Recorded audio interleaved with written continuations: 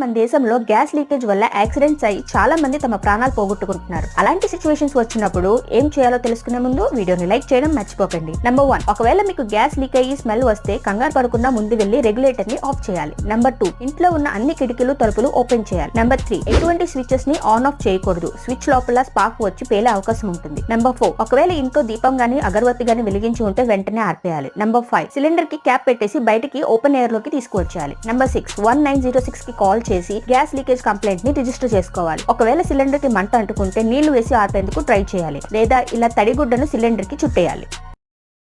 Hi friends, ప్రతి సంవత్సరం మన దేశంలో గ్యాస్ లీకేజ్ వల్ల యాక్సిడెంట్స్ అయ్యి చాలా మంది తమ ప్రాణాలు పోగొట్టుకుంటున్నారు. అలాంటి సిచ్యువేషన్స్ వచ్చినప్పుడు ఏం చేయాలో తెలుసుకునే ముందు వీడియోని లైక్ చేయడం మర్చిపోకండి. నెంబర్ 1, ఒకవేళ మీకు గ్యాస్ లీక్ అయ్యి స్మెల్ వస్తే కంగారు పడకుండా ముందు వెళ్లి రెగ్యులేటర్ ని ఆఫ్ చేయాలి. నెంబర్ 2, ఇంట్లో ఉన్న అన్ని కిటికీలు తలుపులు ఓపెన్ చేయాలి. నెంబర్ 3, ఎటువంటి స్విచెస్ ని ఆన్ ఆఫ్ చేయకూడదు. స్విచ్ లోపల స్పార్క్ వచ్చి పేలే అవకాశం ఉంటుంది. నెంబర్ 4, ఒకవేళ ఇంట్లో దీపం గానీ అగరబత్తి గానీ వెలిగించి ఉంటే వెంటనే ఆర్పేయాలి. నెంబర్ 5, సిలిండర్ కి క్యాప్ పెట్టేసి బయటికి ఓపెన్ ఎయిర్ లోకి తీసుకువచ్చేయాలి. నెంబర్ 6, 1906 కి కాల్ చేసి గ్యాస్ లీకేజ్ కంప్లైంట్ ని రిజిస్టర్ చేసుకోవాలి. ఒకవేళ సిలిండర్ కి మంట అంటుకుంటే నీళ్లు వేసి ఆర్పేందుకు ట్రై చేయాలి, లేదా ఇలా తడిగుడ్డను సిలిండర్ కి చుట్టేయాలి.